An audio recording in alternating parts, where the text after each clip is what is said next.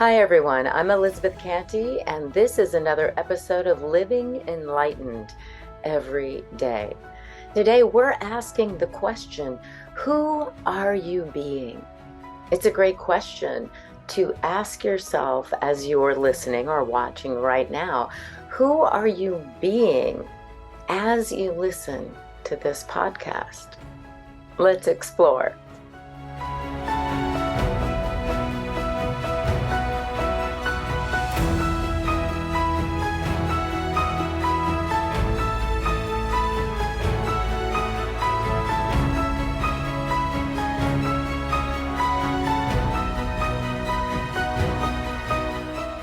So, as you listen to this podcast, just check in with yourself and ask, who am I being as I listen to this?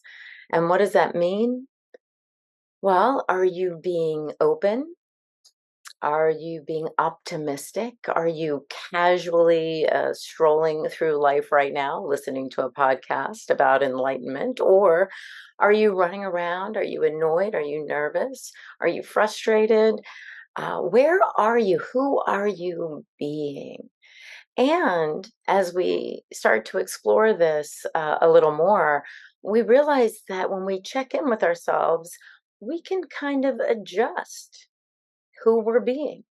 If we're running around, we can slow down, take a few deep breaths. We can be open minded if we feel like we're judging. We can be anything that we choose as long as we check in. In other words, we can't change how we're being, who we're being as we are being, if it's in the background, if we don't notice, if we aren't aware. There are a lot of people that have noticed some changes going on for me recently. I've spoken, just touched on a few of those changes, but those changes really began when I started reading a book called The Ultimate Coach. The book is about influential life coach Steve Hardison. I had heard of him as the most expensive coach in America, probably the world. And if you Google him, you'll see that he charges, it's right there on his website, $200,000 per client for a year of coaching, 100 hours of coaching. He charges $10,000 for a 2 hour session called a Be With session.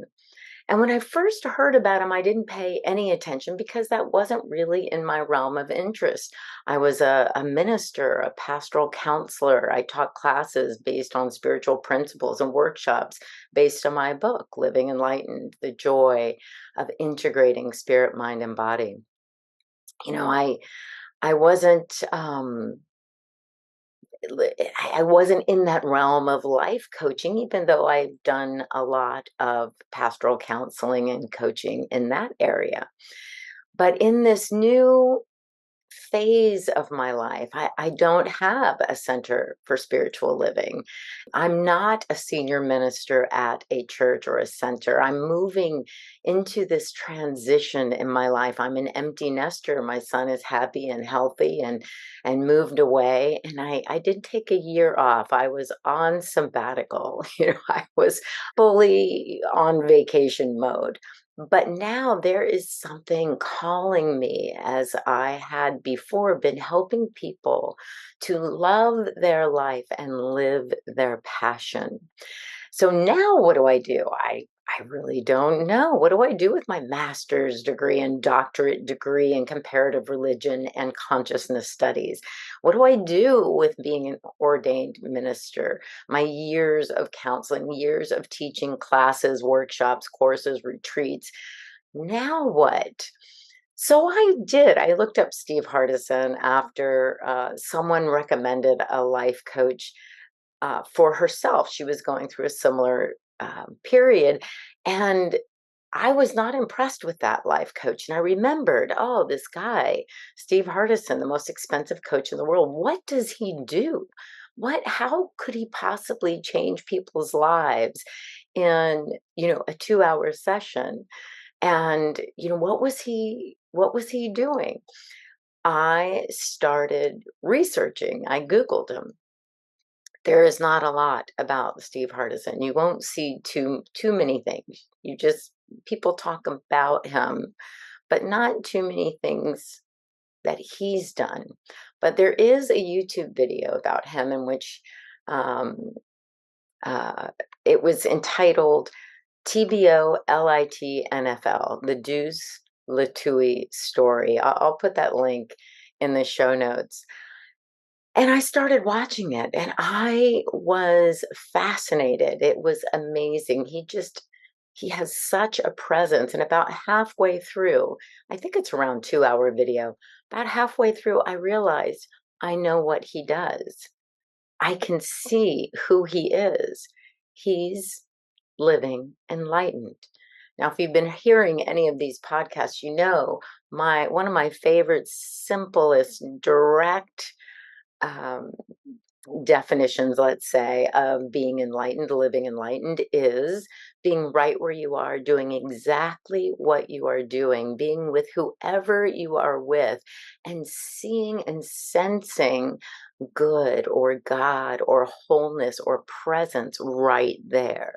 That's sort of a simple definition. Well, Steve Hardison is completely, utterly present with whoever he is with. He is just the presence. So now I'm fascinated. I mean, there's this life coach out there who is completely present. He's living by what someone like me would call spiritual principles, but there is no such thing as spiritual principles and other principles. There's just spirit living its life. And there he was. Halfway through, I thought, I got to find out more about this guy. And I Googled some more and I found out that his wife, Amy Hardison, and his friend, Alan D. Thompson, had written a book about him. So I just left the video. I was on Amazon and I ordered that book. It is, and I just started reading it. You know, he is so unique. But the thing that got me is that I wasn't going to buy a book about someone's life who's rich, or who is, just randomly. And I turn so when you're on Amazon, you can look at the front cover, of course, you look at the back cover. I clicked on that, I read it. So I'm going to read you what it says on the back cover and the reason why someone like me bought this book. Dear potential reader, as you may have noticed, there are no testimonials on the back cover of this book imploring you to read it. I vetoed that. This is by Steve, by the way. The only testimonial I am interested in is the one you will have from reading and experiencing this book. Please do not, in capitals, read this book about me. Read this book about you. Read it about being. And as you read it, ask yourself, who would I need to be a more loving person? Who would I need to be a more effective parent? Who would I need to be to create a level of confidence that is remarkable? Who would I need to be at peace with who I am? Who would I need to be fully in love with myself and my life? Who would I need to be to live the most extraordinary life I can live? Are you getting that? He says, I promise you that if you read this book with the intention of expanding your state of being, you will do exactly that. Your experience will be remarkable. Who you are being is everything. Loving you. Be blessed. Be you. Steve Hardison. again, as a spiritual teacher, as a spiritual learner, as someone who is just completely involved with spirit, integrating spirit, mind, and body, I'm like, man, this is good. I'm reading this book. Of course, I bought it and started reading it immediately. As I was reading it, as I said, I was in this transition period and I was ready to come out of my vacation mode. I was ready to come out of sabbatical. I was very rested. I had been meditating. I'd been traveling. I'd been relaxed in preparing myself for this new phase. But I feel like there was something I was needing to do in order to help people love their life and live their passion. Who am I without this umbrella of the Centers for Spiritual Living? I'm still there, but I don't have a center. So who am I with a book, with the degrees, with the information, with the teaching and speaking experience? Who am I? How am I to help people love their life, live their passion? How do I serve myself and others in a new capacity? I didn't know, but I started reading that book and I just started feeling so empowered. I could see places in my life where it's okay to be relaxed. It's okay to go on sabbatical, to go on vacation, even if it's a year. I was in some intense caregiving with my son and his illness for a long time. So, I mean, all of that is so good, but I was starting to see places in my life where I was not committed, get this, to myself. To myself, my commitments to my son, I will honor them, to the nth degree. To my parents, my mom, my family, my siblings, my friends. If I say I'm going to do something, I do it most of the time.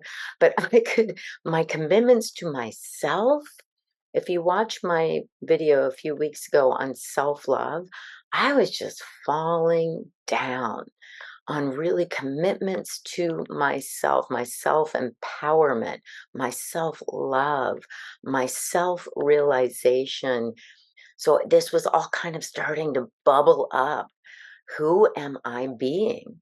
Who am I being in this new phase of my life? And I was feeling very empowered. And the morning that my boyfriend at the time left, we got in a fight, and I just told him how it is. Like, this is how it is for me right now. This is what's happening with me. And as I told him, I was like, oh, I'm channeling Steve Hardison. And I swear I said that. And it made me laugh because there is this sense of power, self empowerment, and self realization that comes up for me as I was reading that book. The reason I am telling you about this is because a lot of people since then have seen some changes in my life, and they're still happening.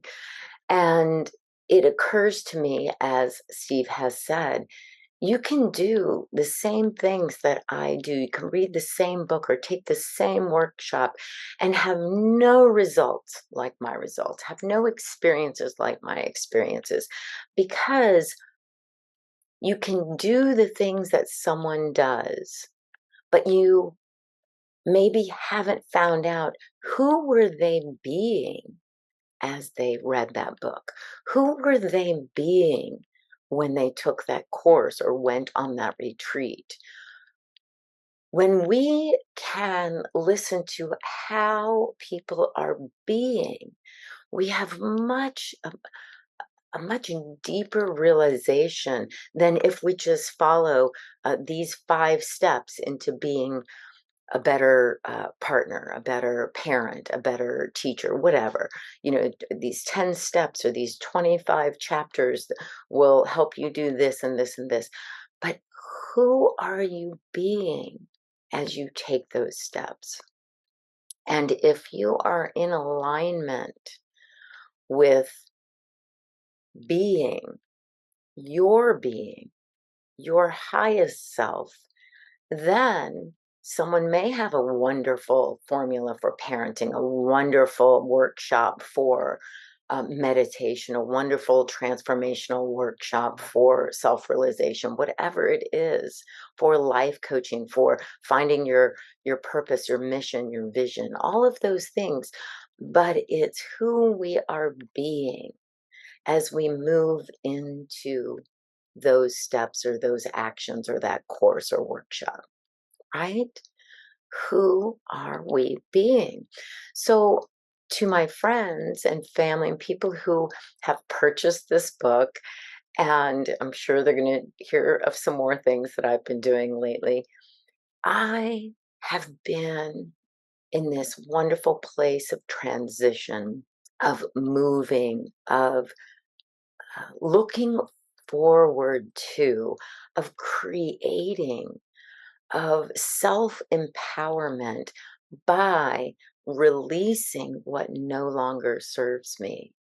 So, to read any book or take any class or workshop, or even, I'm going to say, talk to a dear friend who loves and supports you, if we are not willing to change, if we are not willing, and I don't even mean change, if you read my book, it's like from changing one thought to another, or changing one habit to another, or changing, some aspect of ourselves that is limiting, working on ourselves. That's not it. If we simply drop the thoughts, drop the habits, drop the patterns, dropping it like dropping your coat at night, just taking off all your clothes, becoming naked. That's being. And from there are infinite possibilities. And the possibilities for me came up in that deeply open, vulnerable space of surrender, not surrendering to something or someone, but surrendering all the stuff, the thoughts, the patterns, the habits that, even though I might say they're good or they're bad, it's not that. It's to be the change that I want to see, means to step into no thingness in order to create from the power that I am now, not who I was a year ago or 4 years ago or 10 years ago. Who am I now? How is spirit expressing through this now? To give ourselves that opportunity, we let go of what was, all the stuff that was, all the stuff that's in the past, to be completely present to this moment. So I bought the book, and it's a book about being. When you read it about being, you go through, as you read about Steve Hardison's uh, formulative childhood experiences, you remember yours. If you decide to read it that way, you see where you formed beliefs or ideas or thoughts or habits that served you or didn't serve you. Mine came up quite a bit. It was wonderful. It's easy in that place of being open, reading the book about myself, to recall the events of my childhood, adolescence, or adulthood that shaped who I am. And even more important, it was easy for me to see where I had left myself disempowered recently. That lack of commitment to myself, as I spoke about.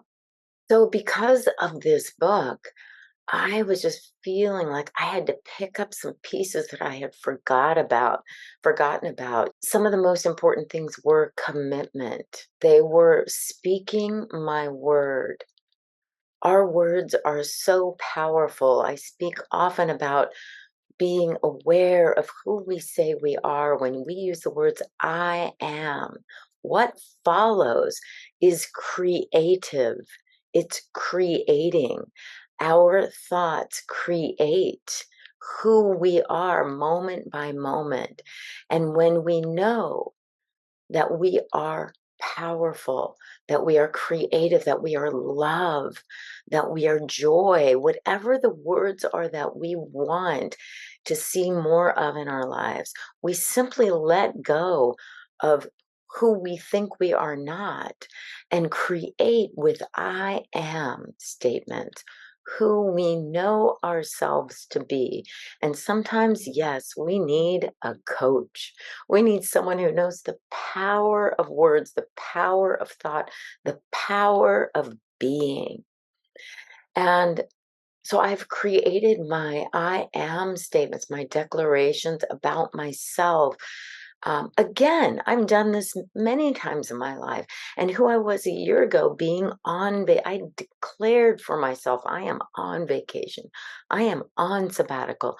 I relax. I let go. I am uh, doing everything that I would do on a vacation for a year.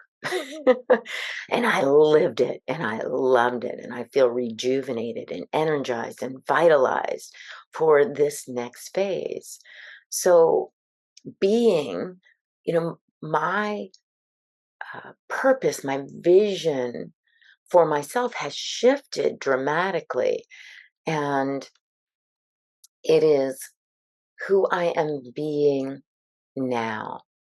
So I ended up um, not in a relationship that was not serving me ultimately. And I am made so many new friends. I've made so many new connections with people who are living a spiritual life. They're integrating spirit, mind, and body without using the spiritual terms, the mystical terms that I had not grown up with, that I had spent my whole life learning. Terms like enlightenment. So just being present to what is and allowing that to guide and direct me in this next phase is just so powerful for me right now. A lot of people went and bought this book because they just see how excited I am. They've noticed some wonderful things that have synchronized in my life. And they're like, oh, I want some of that. And one of my dear friends went and bought the book, and she didn't read the back cover. She didn't read the first 2 pages for the introduction. She said she got a little bored, so she was skipping ahead. So clearly, she was not having the experience that I had reading the book because she wasn't being in a manner that I was for herself. She wasn't being directed by the book's direction. Read this about you. Read it and ask yourself the question, who would I need to be? And just pick one of those empowering questions that you want to work on for your life and read the book from that perspective. She wasn't doing that. So I invited her, which she may or may not do. Of course, it's completely up to her. It's completely up to you if you buy that book or any other book. Who are you being as you read a book? When I read that book, it took me a long time. And people that had read the book said, why don't you finish the book? You need to finish the book. And I said, no, that's not how I read a book. I don't read a book for information. I read any book I read for an experience. And sometimes I read one line and I close my eyes and I am just with that sentence, that phrase, or if it sparks a memory or if it sparks um, an emptiness in me, I just sit with that and it's delicious, right? Why do I need to finish a book that's not the purpose for me? I am that my purpose is to have an experience for myself that is expansive, that grows me, that directs me, that inspires me, or that transforms me. That's how I read any book. So once again, when we give ourselves the permission to ask, who am I being as I interact with my parents, interact with my child, play pickleball, take the dog for a walk. Who am I being? Am I being rushed? Am I being annoyed?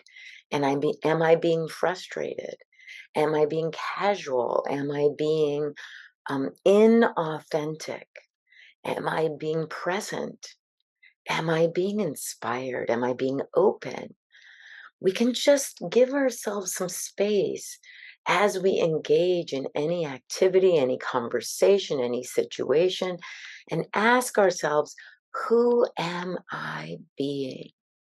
And this book brought me back to this core truth, this core question. Who am I being as I?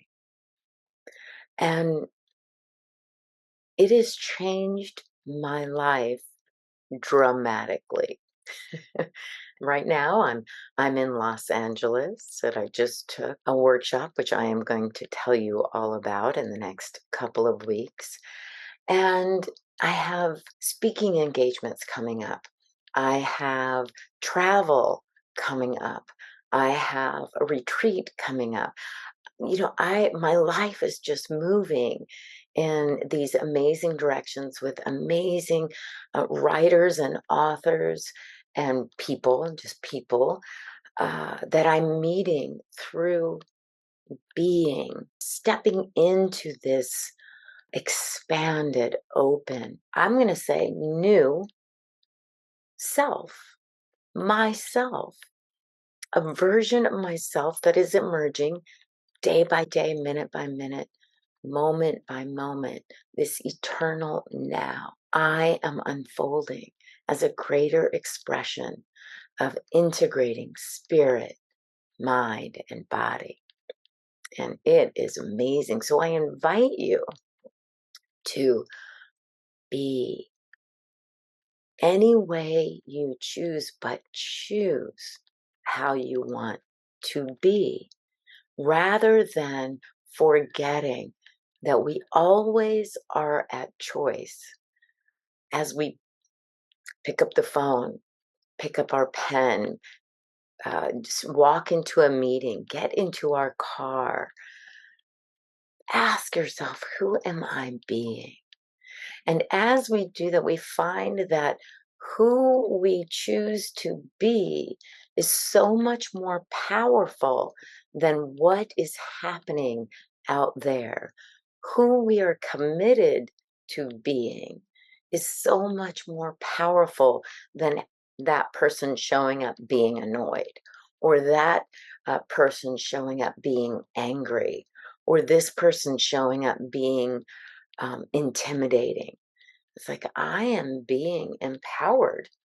I see that you're being in your space, and that's fine for you. I am being empowered in this moment. So that is my just where I am this week, feeling very empowered by questioning for myself, who am I being? And then I remind myself who I am with these powerful I am statements, whatever it is that I wish to experience for myself. I am empowered. I am love and loved and loving. I am surrounded by people who support me. I am supported within by spirit, life, and love. Whatever it is, I stand in that. And I invite you this week to use this phrase, who am I being? And go to Amazon and Google that book and read for yourself the back cover of that book. It's called The Ultimate Coach by Amy Hardison and Alan D. Thompson. And just read that back cover and engage with yourself as who are you being? Hmm. I hope you enjoyed this. If you did, please hit the like button, share with your friends, subscribe if you want to know when the next video is coming out. And just laugh, love, and live enlightened this week. Remind yourself of the truth of your being and the power of your commitment to be you.